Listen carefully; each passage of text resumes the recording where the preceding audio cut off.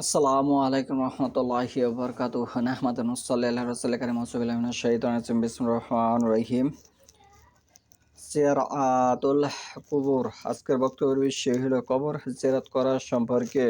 কবর জিয়ারত করা সুন্নত, কিন্তু ভারতবর্ষের মানুষ এই কবর জিয়ারত করতে গিয়ে তারা বেদাত ও শিরকের সাথে জড়িয়ে গিয়েছে ইসলাম না বোঝার কারণে।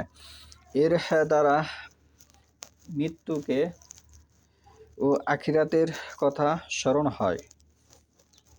কবর আযাবের ভীতি সঞ্চারিত হয়, হৃদয় বিগলিত হয়, চক্ষু ও অশ্রু আসে, অন্যায় থেকে তওবা ও নেকির প্রতি আগ্রহ সৃষ্টি হয়, পরকালীন মুক্তির প্রেরণা সৃষ্টি হয়। উপরোক্ত উদ্দেশ্যেই কেবল কবর জিয়ারতে অনুমতি দেওয়া হয়েছে, নইলে প্রথমে কবর জিয়ারত নিষেধ ছিল। নারী পুরুষ সবার জন্য এই অনুমতি রয়েছে, তবে ওইসব নারীদের জন্য লানত করা হয়েছে যারা কবর জিয়ারতের সময় সরবে কান্নাকাটি ও বিলাপধ্বনি করে।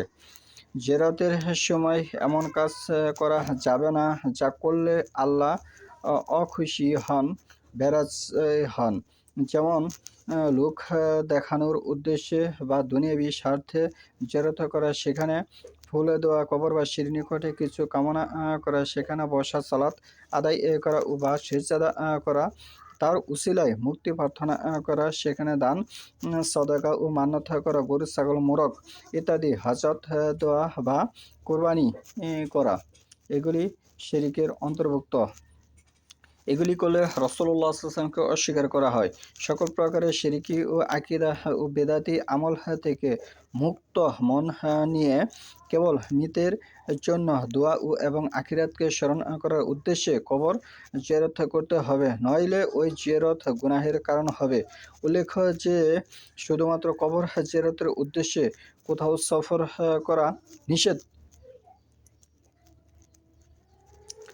কেননা রাসূলুল্লাহ সাল্লাল্লাহু আলাইহি ওয়াসাল্লাম জিয়ারতের উদ্দেশ্যে ও নেকি হাসিলের জন্য কাবা গৃহ, বাইতুল মুকাদ্দাস ও মসজিদে নববী ব্যতীত অন্যত্র সফর করতে নিষেধ করেছেন। এই হাদিসটি হচ্ছে মুত্তাফাক আলাইহি 693 সালাত অধ্যায়।